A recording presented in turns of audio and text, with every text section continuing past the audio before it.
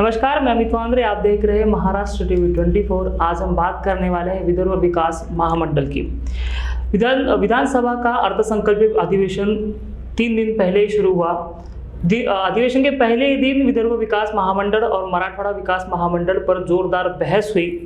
आखिर ये विकास मंडल होते क्या है, कैसे उनका काम होता है, ये जानने की कोशिश आज हम करेंगे। हमारे साथ मौजूद है नितिन रोंगे जी, जो एक विदर्भवादी नेता है। साथ ही इन्होंने अभी जो ग्रेजुएट कॉन्स्टिट्यूंसी है उसमें भी इलेक्शन लड़ा है और इन्हें माना जाता है कि अग्रेसिव विदर्भवादी नेता माना जाता है। सर, आपका स्वागत है महाराष्ट्र टीवी 24 में। सर, जिस तरह से अभी अर्थसंकल्पीय अधिवेशन चल रहा है, पहले दिन विकास मंडल के ऊपर जो है वो बहस हुई है, किस तरह से देख रहे हो? क्योंकि 1 साल कंप्लीट हो चुका है विदर्भ विकास मंडल को, उसका जो है उसका अवधि समाप्त हुए, अब तक जो है 1 साल के बाद भी उसको पुनर्गठित नहीं किया गया है। क्या आपको लगता है? देखिए, विदर्भ और महाराष्ट्र की जनता ने एक चीज़ तो समझ लेनी चाहिए कि विदर्भ वैधानिक विकास मंडल जिसको बोलते थे, या फिर विदर्भ विकास मंडल जो है वो समाप्त तो नहीं हुआ है। ये एक गवर्नमेंट या होम मिनिस्ट्री जैसा, अब फॉर एग्जांपल मैं दूंगा कि मिनिस्टर आते जाते हैं, लेकिन होम मिनिस्ट्री अपनी जगह रहती है, फाइनेंस मिनिस्ट्री अपनी जगह रहती है, पार्लियामेंट अपनी जगह रहती है, राज्यसभा अपनी जगह रहती है, मेंबर्स आते जाते रहते हैं। तो ये जो विदर्भ विकास मंडल था, इसकी जो इसको जो ये दी गई थी, इसका जो टर्म था वो अप्रैल 2020 में ख़त्म हो गया था। अभी यूजुअली ऐसा रहता है कि जो भी गवर्नमेंट आती है वो उसको 5-5 साल का एक्सटेंशन देती है। ये कब तक देना है आपको एक्सटेंशन? जब तक विदर्भ और मराठवाड़ा इन बैकवर्ड रीजन्स का जो बैकलॉग है ये ख़त्म नहीं हो जाता। बैकलॉग अभी तक ख़त्म नहीं हुआ है। और एक बात ध्यान में रखिए कि इसके ऊपर जो अपॉइंटमेंट्स होती है, इसको जो स्टाफ देते हैं, इसमें जो काम करने वाले लोग हैं, जो एक्सपर्ट मेंबर्स है, ये स्टेट गवर्नमेंट देती है। लेकिन इसकी जो स्थापना की गई है या फिर ये मंडल जिस स्टैट्यूट से आए हुए हैं, ये राष्ट्रपति के आदेश द्वारा हुए हैं, भारत के राष्ट्र। और भारत के राष्ट्रपति ही दूसरा आदेश निकाल के इन मंडलों को बर्खास्त कर सकते हैं। तो ये कहना गलत होगा कि ये मंडल एग्जिस्टेंस में नहीं है। मंडल एग्जिस्टेंस में है, लेकिन महाराष्ट्र शासन ने जो उसको फंड नहीं दिया या मेंबर्स नहीं दिए, इस वजह से वो फिलहाल फंक्शनल नहीं है पिछले 1 साल से। इससे प्रॉब्लम क्या होता है मैं आपको बताता हूँ। इस देश में 1 साल भर पहले कलम 370 की बहुत चर्चा हुई, कश्मीर के लिए जो था, उसे के लिए कश्मीर को स्पेशल स्टेटस मिलता था। अभी ऐसा है कि उसी के बाद का 371 जो आर्टिकल है वो विदर्भ के लिए है और गुजरात के एक रीजन के लिए। तो 371(1) इज़ फॉर गुजरात, मतलब कच्छ के लिए, और 371(2) इज़ फॉर विदर्भ। तो ये हमारा एक कॉन्स्टिट्यूशनल ऑब्लिगेशन है, ये कॉन्स्टिट्यूशन में हमारे लिए डाला गया है। तो कोई अगर कहता है कि हम इस चीज़ से छेड़छाड़ करेंगे तो ये पॉसिबल नहीं है। हाँ, बोर्ड्स आते जाते रहेंगे, उसके मेंबर्स बदलते रहेंगे, उसका टर्म अभी पिछले 1 साल से नहीं है, तो एक फ़र्क पड़ रहा है। हाँ, विदर्भ को अभी फंड्स कैसा मिलेगा, क्योंकि गवर्नर के पास अभी तक इन लोगों के रिकमेंडेशंस नहीं गए।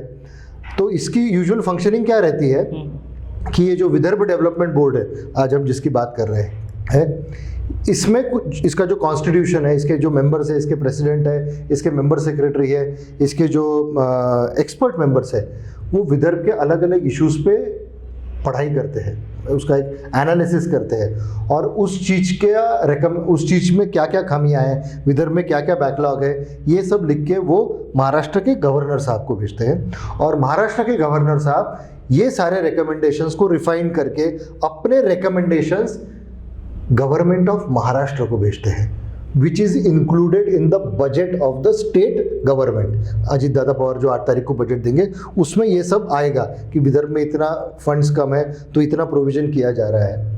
अब प्रॉब्लम क्या हुआ है कि पिछले 1 साल से बोर्ड नहीं है, तो कोई एक्सपर्ट मेंबर या मेंबर काम करने वाले नहीं है, तो राज्यपाल को कोई रिपोर्ट नहीं गई होगी।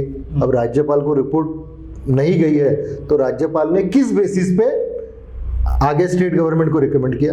तो पिछले हफ्ते हमारे जैसे सामान्य विदर्भवादी, जिनका कोई सरोकार नहीं है, जिनको सिर्फ विदर्भ से प्रेम है, तो एक हमारे प्रवीण महाजन साहब है, एक डॉक्टर संजय खड़क्कर साहब है अकोला से, जो स्टैट्यूटरी डेवलपमेंट बोर्ड के एक्सपर्ट मेंबर हुआ करते थे, तो हम सब लोगों ने मिलके हमने राज्यपाल साहब के लिए एक रिपोर्ट बनाया सिंचन में ये प्रॉब्लम्स है, सरकारी नौकरियों में ये प्रॉब्लम्स है, रोड्स में ये प्रॉब्लम्स है, लोन ऑन स्टेट पे ऐसा ऐसा प्रॉब्लम है। आप कृपया करके, अब आपको शायद बोर्ड से नहीं आया होगा, हम आपको भेजते हैं और आप इसको स्टेट गवर्नमेंट को रिकमेंड करो कि आगे का काम हो जाए। मतलब कुछ रहे ना रहे नहीं रहे, पर हमारा जज्बा है कि विदर्भ का विकास होते रहना चाहिए एट एनी कॉस्ट। सर हर बार जो है विदर्भ के बैकलॉग के बारे में बोला जाता है, ये बोर्ड होने के बावजूद भी विदर्भ का बैकलॉग जैसे का वैसा ही है। अभी विधानसभा में जो है विरोधी पक्ष नेता जो है वो इसके ऊपर ही बात कर रहे हैं कि विकास मंडल अगर नहीं है तो उसकी स्थापना फिर से वापस नहीं की गई या फिर बोर्ड मेंबर नहीं है तो बैकलॉग और बढ़ेगा। तो 2014-15 से लेके अब तक या फिर जब से ये विकास मंडल जब से स्थापना अब तक कितना बैकलॉग है? जो जैसे आपने कहा कि आपने जो रिपोर्ट दी है उसमें सबसे ज्यादा बैकलॉग किस विभाग का है? It goes without saying Amit, सबसे ज्यादा बैकलॉग अगर इस स्टेट में किसी चीज का है तो वो विदर्भ का है। और विदर्भ में अगर सबसे ज्यादा किसी चीज का बैकलॉग है तो वो इरिगेशन का बैकलॉग है। 1,70,000 हेक्टेयर्स का सिर्फ इरिगेशन का बैकलॉग है अमरावती रीजन का। और मैं आपको बताता हूँ 1,16,000 हेक्टेयर का इरिगेशन का बैकलॉग है नागपुर डिवीजन का। ये वो बैकलॉग है। मैं आपको एक बहुत इसमें छोटा सा एग्जांपल देता हूँ। हमारे पूर्व विदर्भ में मतलब नागपुर, भंडारा गोंदिया, चंद्रपुर और गढ़चिरौली, इन 5 जिलों में से एक 300 साल पहले माझी मालगुजारी तालाब बनाए गए थे, क्योंकि जो धान की फसल हुआ करती थी वो 1 या 2 पानी से मार खाती थी। अब उस वक्त गवर्नमेंट का क्या सेटअप था हमको तो नहीं मालूम, मुझे ये गोंड राजाओं के काल की है। तो उस वक्त लोगों ने खुद के 4-5 खेत मिला के एक माझी मालगुजारी था जिसमें से वो 1-2 पानी लेते थे। अब 1984 में गवर्नमेंट ने क्या किया कि ये जो माझी मालगुजारी तालाब थे ये बोल दिया कि ये विदर्भ में इरिगेशन हो गया है और आप ये सारा पानी इरिगेशन के लिए यूज़ करते हो, तो अभी पूर्व विदर्भ में कोई बैकलॉग नहीं रहा।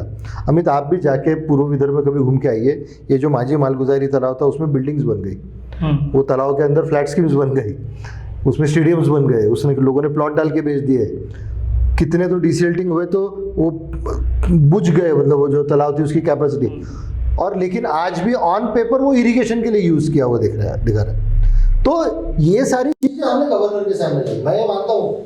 और देखिए, अगर आप जो ये कुछ लोग हैं जो इस चीज को अपोज करते हैं कि वैधानिक मंडल नहीं होना चाहिए, उनका कहना अपनी जगह बराबर शायद हो सकता है, लेकिन ऐसा है अमित, इस क्षेत्र में 2 चीजें चलती है। नंबर 1 स्वतंत्र विदर्भ राज्य और दूसरा विदर्भ का डेवलपमेंट।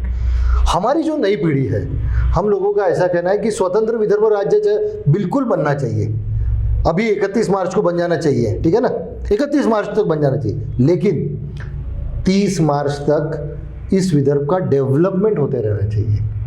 रोज, जिसको मराठी में म्हणतात रोज तिळतिळ तरी वाढत गेलं पाहिजे। रोज कम से कम 5-10 हेक्टेयर इरिगेशन बढ़ना चाहिए। रोज कम से कम इलेक्ट्रिकल पंपसेट्स का कुछ ना कुछ बैकलॉग दूर होना चाहिए। रोज अपने यहाँ जो ग्रामीण भागों के रोड्स है वो रोड्स बनते चाहिए। जब तक आप ये नहीं करते रहोगे, क्योंकि एक दिन आपको अलग विदर्भ राज्य तो लेना ही है, लेकिन आपको जो विदर्भ राज्य लेना है वो पार्शियली डेवलप्ड या थोड़ा डेवलप्ड लेके आगे जाने का है, या फिर वो एकदम भूखा नंगा, उसके पास फिलहाल कुछ भी नहीं है और आपको नए से शुरुआत करनी है। ये एक हमारे जैसे नए पीढ़ी की सोच है। तो हमारा एक ऐसा कहना है कि जब तक स्वतंत्र विदर्भ राज्य नहीं बन जाता तब तक बोर्ड रहना चाहिए। और मैं आपको और एक, अच्छा हुआ आपने ये सवाल उठाया, मैं आपको और एक छोटा सा एग्जाम्पल देता हूँ, थोड़ा ज़्यादा टाइम लूँगा लेकिन बहुत इंपॉर्टेंट है। आपने 1947 ईरा के कुछ मूवीज़ देखे होंगी, गांधी या फिर सरदार पटेल की वगैरह। उस एक, मेरे को पता नहीं किसी डॉक्यूमेंट्री में मैंने देखा था या पिक्चर में देखा था कि जब इंडिया और पाकिस्तान का बंटवारा हुआ, तो एक कमीशन था जो सब वो ओवरसी कर रहा था। तो भाई ट्रेन की संख्या कितनी है, तो आधी वो लेके गए, आधे वो लेके गए, फिर रिसोर्सेज पैसे बांटे गए। और जब सबसे आखिरी में वो राष्ट्रपति भवन पहुंचे तो राष्ट्रपति भवन में शायद 7 बग्गियाँ थी, 4-4 चक्के वाली 7 बग्गियाँ थी। तो 3 पाकिस्तान वालों ने रखी, 3 इंडिया वालों ने रखी, और फिर 1 बग्गी के 2 चक्के निकाल के वो पाकिस्तान वाले लेके गए। मैं ये एग्जाम्पल इसके लिए दे रहा हूँ कि मान लीजिए कल अगर विदर्भ राज्य स्वतंत्र बन जाता है तो वो कौन सा कमीशन है जो ये सारा हिसाब करेगा? आज गवर्नमेंट ऑफ महाराष्ट्र पे 6 लाख करोड़ रुपए का कर्जा है, 6 लाख करोड़ रुपए का कर्जा है। कल ये लोग बोल देंगे ये सारा के सारा कर्जा हमने विदर्भ के डेवलपमेंट के लिए खर्चा किया, मतलब जिस दिन विदर्भ बनेगा उस दिन पूरा कर्जा बायदारी विदर्भ बनेगा। ऐसा नहीं होना चाहिए। मैं मानता हूं कि इस स्टैट्यूटरी बोर्ड के थ्रू काफ़ी बार काम नहीं हुए, फिर भी हमारे फंड्स गए। इस देश में 302 का कायदा है ना अमित, क्यों? कि खून नहीं होना चाहिए या कोई खूनी ये करता है तो उसको पकड़ने के लिए। पर 302 कलम रहने के बावजूद खून हो रहे हैं ना। बहुत बार हमको ये भी पता चलता है कि कोई खूनी मतलब उसको कुछ होशियारी करके छूट जाता है। हमने कभी ये बोला कि 302 का कायदा ख़त्म कर डालना चाहिए, नहीं, उसमें खामियां हैं। लेकिन हमारे यहाँ के लोगों की रिस्पॉन्सिबिलिटी है, हमारे यहाँ के लीडर्स की रिस्पॉन्सिबिलिटी है, हमारे जैसे सामान्य एक्टिविस्ट की जिम्मेदारी है कि उसी स्ट्रक्चर में जितना हो सके उतना हमने डेवलपमेंट करवा लेना चाहिए और स्वतंत्र विदर्भ राज्य के लिए लड़ते रहना चाहिए। जी, आपने स्वतंत्र विदर्भ राज्य की बात कही, तो फिलहाल जो सरकार सत्ता में है उसका सबसे बड़ा जो मुद्दा है ये शिवसेना की बात सीधी कर लीजिए। उन्होंने सीधा कहा है कि हम अखंड महाराष्ट्र की बात करते हैं, हम विदर्भ की बात नहीं करेंगे, किसी अन्य राज्य या किसी छोटे राज्य को हम नहीं देंगे, हम बात करेंगे तो अखंड महाराष्ट्र की बात करेंगे। तो आपको लगता है कि ये 5 साल अगर ये सरकार चलती है तो विदर्भ की मांग जैसे कि आपने कहा कि होगा वो हो जाएंगी? होने के अलावा कोई रास्ता नहीं है दूसरा, मैं आपको बता रहा हूँ। क्योंकि आपने अभी कहा कि 3 दिन जो हुआ विधानसभा में, वैसी तो बात नहीं है कि वहाँ का जो होता है वो पता नहीं चलता है, सब तो ऑनलाइन देख रहे हैं। डे 1 माननीय उप मुख्यमंत्री साहब बोलते हैं कि राज्यपाल सबसे पहले हमारे 12 MLCs का क्लियरेंस दे, फिर हम विदर्भ और मराठवाड़ा के वैधानिक मंडल करेंगे, नंबर 1। नंबर 2, डे 2 विरोधी पक्ष नेते देवेंद्र फडणवीस साहब बोलते हैं कि अध्यक्ष महोदय आप हम लोगों की तरफ ध्यान नहीं दे रहे, mister ex finance minister Sudhir भाऊ मुनगंटीवार साहब इतनी बात कर रहे थे, आप हमारे तरफ ध्यान नहीं दे रहे। ठीक है, पर कल की बात माननीय उद्धव जी ठाकरे खुद खड़े रह के बोलते हैं कि हम आपको स्वतंत्र विदर्भ राज्य नहीं देंगे।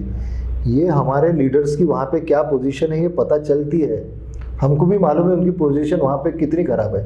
दूसरा, आज भारतीय जनता पार्टी चाहे ना सर तो 1 हफ्ते के अंदर स्वतंत्र विदर्भ राज्य बना सकती है। इससे पहले तक भारतीय जनता पक्ष के नेता क्या बोलते थे? नंबर 1, पहले अभी आप महाराष्ट्र में हो, अपना विकास कर लो 5 साल 10 साल और फिर अपन विदर्भ राज्य बनाएंगे। और दूसरी वो एक बोलते थे कि शिवसेना हमारा पार्टनर है, हम अलग विदर्भ राज्य उनको पूछे बगैर नहीं दे सकते। नंबर 1, अभी आज की पोजीशन अधिवेशन का 4थे दिन पे आपका डेवलपमेंट नहीं हो रहा है, ये तो आप ही चिल्ला रहे हैं, कल देवेंद्र जी बोल रहे थे ना। और दूसरी बात, आपको ये मालूम रहना चाहिए कि अभी शिवसेना तो आपके साथ है ही नहीं, तो अभी तो आपको उनका डर करने की जरूरत ही नहीं है। अभी क्या करना है आपको? अकेले भारतीय जनता पार्टी के संसद में 543 में से आई थिंक 300 प्लस तो उनके खुद के एमपीज हैं, 303। तो फिर आई थिंक एक लाना है, और जो स्विफ्टनेस या स्मार्टनेस उन्होंने 370 के एब्रोगेशन में दिखाया था, सिमिलर प्रोसेस करना है, आधे घंटे में हो जाता। अच्छा, दूसरी बात, इन लोगों को शायद ऐसा भी एक और बहाना मिल सकता है अभी बोलने के लिए कि नहीं फिर बाकी पार्टियों ने उसको विरोध किया तो ठीक है ना। तो बाकी जो पार्टियां हम मोटा मोटी देखते हैं, कांग्रेस, एनसीपी, शिवसेना, एमएनएस वगैरह, वो एमएनएस के लोकसभा में नहीं, तो कल उन पार्टियों को यहाँ भी तो रहना ही है ना। तो विदर्भ वाले भी देखेंगे ना कि हम लोग भाई जब अलग विदर्भ राज्य बन रहा था तो कौन पार्टी सपोर्ट कर रही थी और कौन पार्टी अपोज कर रही थी।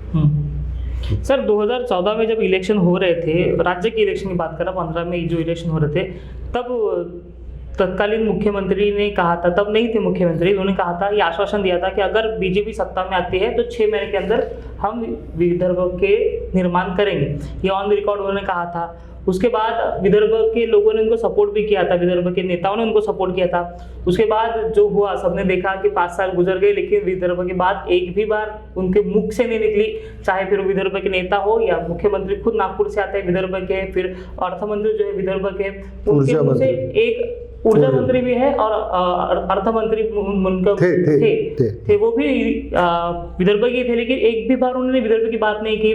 तो जब ये सत्ता में होते हैं तो विदर्भ की बात नहीं करते, अब तो विरोध में है, तो आपको लगता है कि ये विदर्भ के लिए जाके केंद्र से बात करेंगे और विदर्भ को न्याय देंगे? दूसरा ऑप्शन क्या है उनके पास? दूसरा ऑप्शन क्या है उनके पास? कब तक होगा वो? कब तक होगा आपको लगता है? देखिए, अब ये तो मैं नहीं बता सकता, ये तो एक पॉलिटिकल क्वेश्चन है, इसमें खूब सारे फैक्टर्स है। अभी जैसे बीजेपी को इस ग्रेजुएट के इलेक्शंस में और टीचर्स के इलेक्शन में जो हिसाब से मार पड़ी, अभी आगे चलते चलते और महानगर पालिका आएगी, ये आएगी, जब इनको ध्यान में आएगा कि भाई नहीं, लोग अभी हमारे साथ नहीं हैं, इनको करना पड़ेगा। कौन सी पार्टी आपको लगता है कि ये जो विदर्भ की बात सुनेगी, विदर्भ को अलग राज्य का दर्जा देगी? कांग्रेस, बीजेपी, शिवसेना नहीं करने वाली? देखिए, शिवसेना नहीं करने वाली है, कांग्रेस आज के तारीख में पावर नहीं है।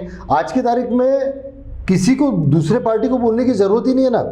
भारतीय जनता पार्टी ने इस वजह से देना चाहिए नंबर 1, वो एकमेव पार्टी है जिसने अपने भुवनेश्वर के 1997 के अधिवेशन में ठहराव लिया है कि हम स्वतंत्र विदर्भ राज्य देंगे। ये एकमेव पार्टी है जहां पे इनके सारे के सारे लीडर्स एन मास विदर्भ को सपोर्ट करते थे। इनके माजी राष्ट्रीय अध्यक्ष नितिन जी गडकरी और अभी जो केंद्र के बहुत हैवीवेट मिनिस्टर हैं, इन्होंने इसके लिए रिटर्न एफिडेविट दिया हुआ था। नंबर 4, श्री देवेंद्र जी फडणवीस, माजी मुख्यमंत्री, उन्होंने आमगांव टू खामगांव यात्रा निकाली और विदर्भ राज्य के वो 31 अक्टूबर 2014 शाम को 4 बजे तक बहुत स्टॉन्च सपोर्टर थे स्वतंत्र विदर्भ राज्य के। इन सब लोगों ने स्वतंत्र विदर्भ राज्य को सपोर्ट दिया है। इसी वजह से पिछले इलेक्शन में लोगों ने इनको इतने 44 सीट्स दिए थे, यहाँ से 10 के 10 इनके एमपीज चुन के आए थे।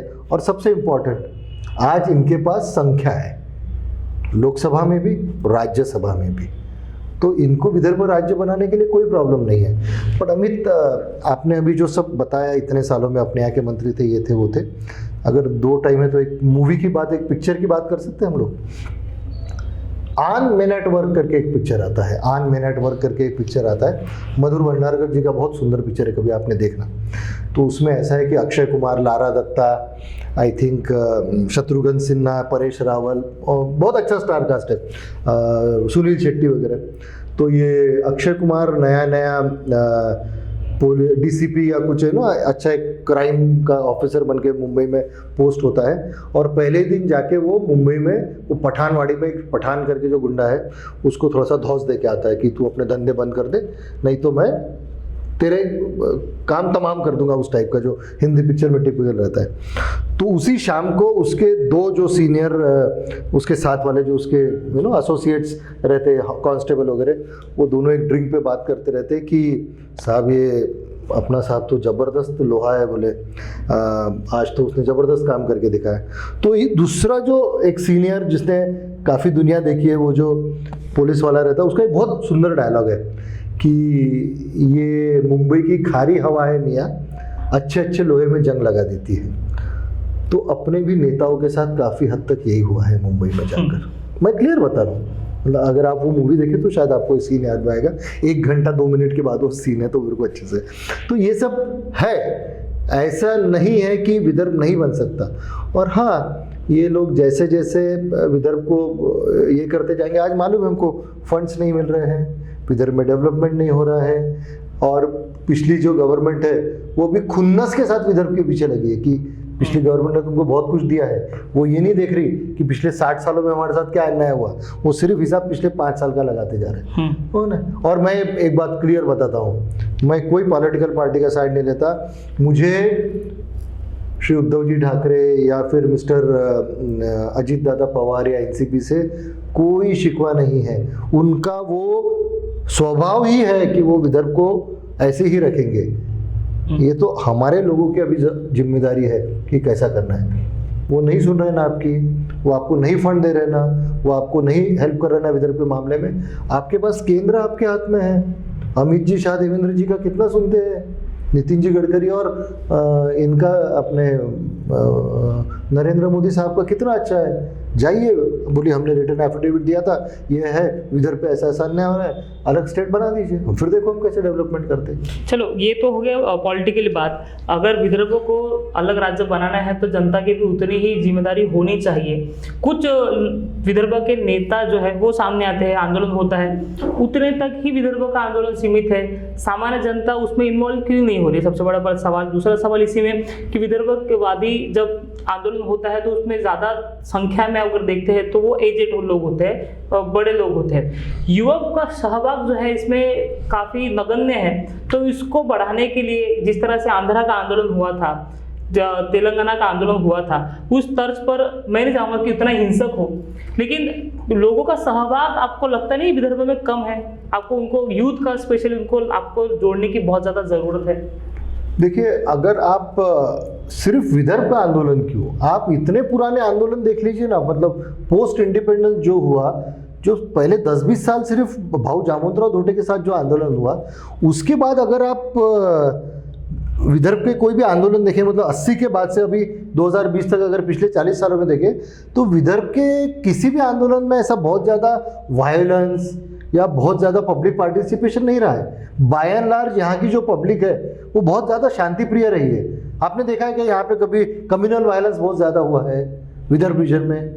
आपने देखा है क्या कि कभी बहुत ज़्यादा बड़े रेल रोको या ऐसे बड़े आंदोलन हुए क्या अपने यहाँ रेल रोको भी हुआ तो 1 घंटे का आंदोलन है, इस बस आंदोलन, आप समझ रहे हैं? तो ये नहीं है। लेकिन जब विदर्भ के लिए कभी भी कोई रेफरेंडम लिया गया या उस वक्त आप देखिए कि विदर्भ का कितना बड़ा ये था, या फिर जो पॉलिटिकल पार्टी जिसके तरफ लोग आशा से देखते थे, बीजेपी की मैं बात कर रहा हूँ, उसको कितना सपोर्ट किया पिछले 2 इलेक्शंस में यहाँ के लोगों ने। हाँ, आता उसमें मराठी में एक हमारी कहावत है कि या सगळ्या लोकांची पाय मातीचे निघतात। आता हाँ, वो नुकसान हो गया तो हो गया है, बट हाँ यहाँ पे अगर आप सर्वे कराइएगा, यहाँ में से आप 100 में से 97-98 लोगों के से बात कीजिए, वो बोलेंगे नहीं हमको स्वतंत्र विदर्भ राज्य चाहिए और हम सपोर्ट करते हैं। जी, तो आप शायद मेरे सवाल से बचने की कोशिश कर रहे हैं। यूथ का पार्टिसिपेशन नहीं है, विदर्भ के नेता जो है वो कहीं ना कहीं कम गिर रहे हैं कि जो यूथ को इस आंदोलन में इन्वॉल्व करने के लिए। यहाँ पे यूथ बचा हुआ कितना है? जितना भी हो कितने लोगों को इन्वॉल्व करने की कोशिश कर रहे हैं? नहीं, वो तो है अभी, बट एक बात है ना कि यूथ पावर आजकल ऐसे भी खुद के काम में इतना तो गुरफटलेला असतो किंवा खुद के काम में इतना ज़्यादा वो इन्वॉल्व है। और हाँ, एक जो मतलब जो हमने हमारी पीढ़ी में इतने भी हम पुराने नहीं हुए कि हम लोगों को एक डर नहीं रहता था कि पुलिस की केस हो जाए तो कुछ नहीं होता। आजकल हर कोई इन सब चीज़ों से डरता है।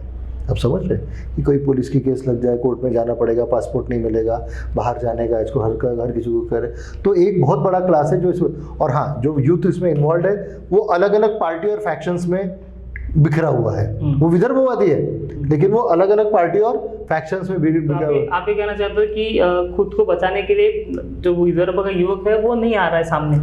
नॉट एग्जैक्टली बचाने के लिए, एक जो मैं आपको एजुकेटेड यूथ की जो बात कर रहा हूँ ना, जो एक एक्टिविज्म में रहता है या फिर जो मोर्चा आंदोलनकारी रहता है, वो आज हर पार्टी में ही कम हो गया है। और है ना, अगर आप देखें, अगर आप सारे जो पॉलिटिकल पार्टीज है, अगर उन पॉलिटिकल पार्टीज के यूथ लीडर्स से बात करें, everyone supports Vidarbha, but they are all waiting कि भाई नहीं हमारी पार्टी का क्या स्टैंड होता है उस हिसाब से। सर मैं खुद की बात करूं तो मैंने जब से होश संभाला, जब से मुझको समझ रहा है, तब से मैं सुन रहा हूं कि विदर्भ राज्य होगा, जल्दी होगा, 6 महीने में होगा, 2 साल में होगा, 5 साल में होगा, तब से सुन रहा हूं, लेकिन अब तक नहीं हुआ है। तो क्या ऐसी चीज है जो नहीं होने के पीछे सबसे बड़ा आपको कारण लगता है कि यही कारण हो सकता है कि नहीं हुआ? पॉलिटिकली बात नहीं करते हम, उनकी इच्छा होगी नहीं होगी, नहीं, ठीक है, जनता का सहभाग कहाँ है, कितना होना चाहिए, कितना आपको ये चीज लगता है? नहीं, देखिए, जनता का साथ, जनता का पार्टिसिपेशन, जनता का रेटा ज्याला आपण म्हणतो, ये दिस इज अप्रोप्रिएट। मैं आपको सबसे बड़ा बात बताता हूँ, अगर विदर्भ किसी कारण से नहीं बना है तो यहाँ के नेताओं की वजह से, क्लियर बताता हूँ मैं आपको। और देखिए, आज भी अगर अपन उस स्टेज में है कि हमारे जैसे लोग जो इतने सालों से आंदोलन दिख रहे, तो दिख रहा है कहीं ना कहीं कुछ हो सकता है, कुछ मूवमेंट हो रही है, लेकिन हमारे यहाँ के लोगों को जो मुंबई के सी विंड की जो आदत लग गई है ना, मुंबई के सी विंड की जो आदत लग गई है, वो खारी ठंडी हवा जो मलबार हिल में या फिर आपको वर्ली में देखने के लिए मिलती है, उसने हमारा बहुत बड़ा नुकसान कर दिया है। और हाँ, आप ये भी देखिए कि अभी से नहीं, बट आप प्री इंडिपेंडेंस पीरियड में देखिए, या फिर इंदिरा जी का पीरियड देखिए, या फिर अभी जो बीजेपी या फिर नरेंद्र मोदी को जो सपोर्ट मिला, हम विदर्भ के लोग काफ़ी ओपन दिल वाले रहते हैं। मतलब कोई आता है तो हम विश्वास रख के उसको फुल सपोर्ट दे देते हैं ना। 80s में जब इंदिरा जी पूरे देश में हार गई थी, शायद विदर्भ ने उनको सबसे ज़्यादा सपोर्ट किया था। 84 में राजीव जी को हमने उतना ही सपोर्ट किया। फिर उसके बाद हम थोड़ा सा भटके, फिर बाद में जिसने विदर्भ को दे सकता था उसको हमने फुल फ्लेज सपोर्ट किया है। लेकिन हाँ, वो क्या हो जाता है, एक पीढ़ी सपोर्ट करती है, वो ख़त्म हो जाती है, फिर दूसरी आती है, शायद वो भी वही गलतियाँ करती है। हम इतिहास से नहीं सीखते, ये बात तो एकदम सही है। सर, कई लोगों को विदर्भ अगर अलग राज्य बनता है तो क्या फ़ायदा होगा ये भी नहीं, ये तक नहीं पता। राइट। मैं चाहता हूँ कि आप ये जो प्लस पॉइंट, अगर विदर्भ राज्य अलग हो जाता है तो विदर्भ के लोगों को क्या फ़ायदा होगा, इसके बारे में आप विस्तृत जानकारी दें। सबसे पहली बात, एक लोगों के बीच में बहुत बड़ा डाउट है, ऐसा मेरे को बताया गया है कि विदर्भ, स्वतंत्र विदर्भ राज्य ये इकोनॉमिकली फिजिबल नहीं है करके। मतलब एक वो नैरेशन क्रिएट किया गया है। मैं आपको क्लियर बताता हूँ कि इस बारे में हमने एक बार नहीं, शायद 3 बार साइंटिफिक स्टडी की है। एक बार डॉक्टर RL पितरे सर, एक बार हमारी एक्सपर्ट कमेटी, और एक बार Srinivas Kandewale sir, doctor Srinivas Kandewale sir. तीनों ही केसेस में ये ध्यान में आया कि Vidarbha is a financially surplus state since day one. आज जो महाराष्ट्र का भी बजट आने का है, 50 हज़ार करोड़ का वो डेफिसिट का बनेगा। विदर्भ ये डे वन से ये प्लस स्टेट में, सरप्लस स्टेट रहेगा। नंबर 2, सबसे इम्पोर्टेंट ये होगा, इस विदर्भ में बिजली 2 रुपये 60 पैसे से बनती है। यही बिजली यहाँ के इंडस्ट्रीज को 11-12 रुपए में मिलती है जी। अगर स्वतंत्र विदर्भ राज्य बन जाता है तो इन सब इंडस्ट्रीज जो है इसको 5-6 रुपए में पावर मिलेगा और यहाँ पे इंडस्ट्रीज आना शुरू होगी। तो इस एरिया का जो बहुत बड़ा एक यूथ माइग्रेशन हो गया है। आप देखिए अमिताभ, जहाँ कहीं भी रहते हैं नागपुर में, मैं तो नहीं जानता हूँ कि आपका और आपके सामने वाले लेन के 20 घर आप देखिए, 10 और 10 20, इस 20 में से या तो 15 या 16 घर के बच्चे या तो बेरोजगार है या पुणे मुंबई में है। पुणे मुंबई में क्या कर रहे हैं? इंडस्ट्रीज़ में काम कर रहे हैं, फैक्ट्रीज़ में काम कर रहे हैं, सॉफ्टवेयर इंडस्ट्रीज़ में काम कर रहे हैं, सर्विस सेक्टर में काम कर रहे हैं। अगर ये सारी इंडस्ट्रीज़ यहाँ पे आ जाती है, विदर्भ में आ जाती है, तो इन सब बच्चों को यही जॉब मिलेगा। नंबर 2। नंबर 3, सबसे ज़रूरी बात, जैसा यही विदर्भ वैधानिक में भी वो इशू है, इसलिए मैं ले रहा हूँ कि नागपुर करार और भारतीय राज्य घटना कलम 371(2) के हिसाब से विदर्भ के युवकों को महाराष्ट्र में उनके लोक संख्या के, मतलब उनके पॉपुलेशन के प्रोपोर्शन में सरकारी नौकरियां मिलनी चाहिए थी। मतलब बहुत सिंपल कि अगर 100 पुलिस इंस्पेक्टर के जॉब्स निकले तो उसमें से 23% यानी 23 हमारी जो पॉपुलेशन है, उतने जॉब्स विदर्भ के लड़कों को मिलने चाहिए थे। है, अभी भी है, मिलने चाहिए थे। हाँ। अभी कितने हैं? 3 या 4%। ये प्रूवन फैक्ट है, ये इसका हमने RTI किया सब। अब अगर कल को स्वतंत्र विदर्भ राज्य बन जाता है तो सबसे बड़ा फायदा क्या है?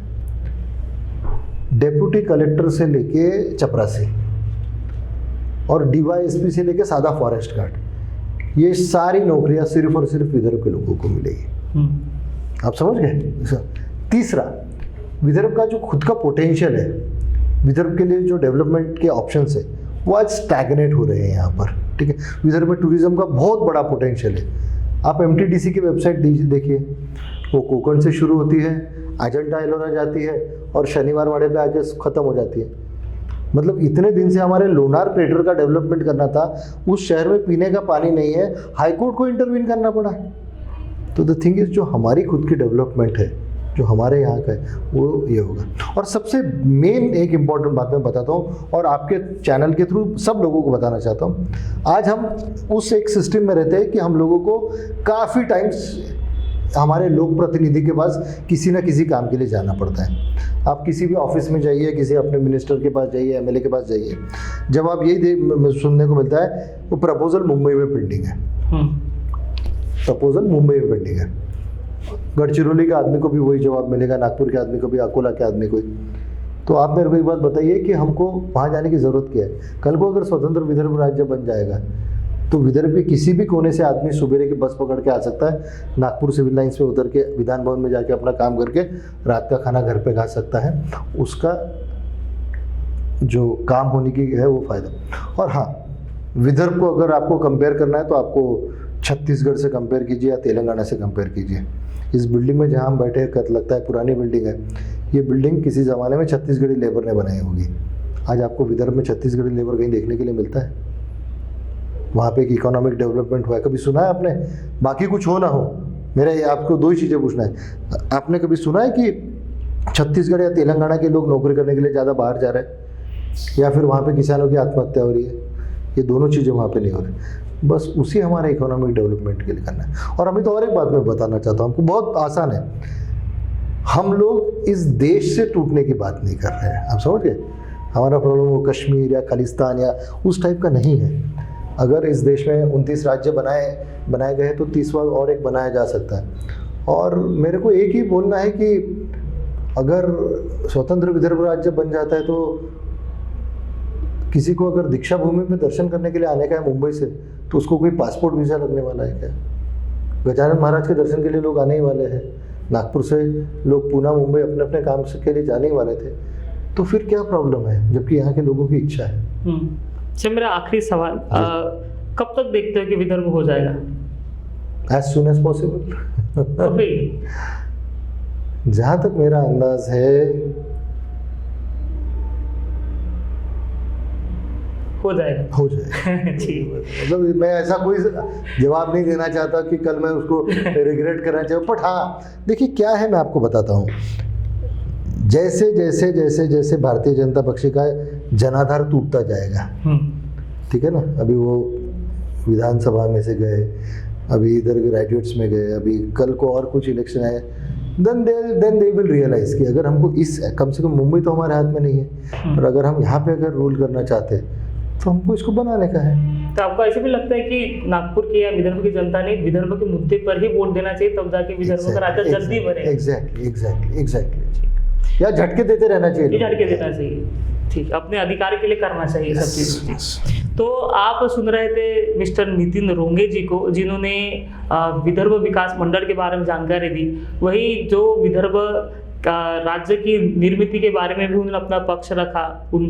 जिस तरह से अगर किसी राज्य का डेवलपमेंट करना है, बाबा साहब अम्बेडकर ने कहा था कि किसी राज्य का डेवलपमेंट करना है तो उसे छोटे छोटे राज्य में या छोटे छोटे राज्यों का डेवलपमेंट होगा, छोटा राज्य होगा तो उसका डेवलपमेंट जल्दी होगा। उसी की तरफ पर अगर विदर्भ का विकास होना है तो इसे एक स्वतंत्र राज्य किया जाना चाहिए। जिस तरह से विकास मंडल के द्वारा कहा जाता है कि कई साल से बैकलॉग पड़ा है, उसको बैकलॉग को समाप्त करना है तो राज्य की निर्मिति बहुत ज़रूरी है। तो वही बहुत जल्द ही विदर्भ राज्य की निर्मित होगी, ऐसा भी उन्होंने कहा है। आप देख रहे थे महाराष्ट्र टीवी 24। नमस्कार।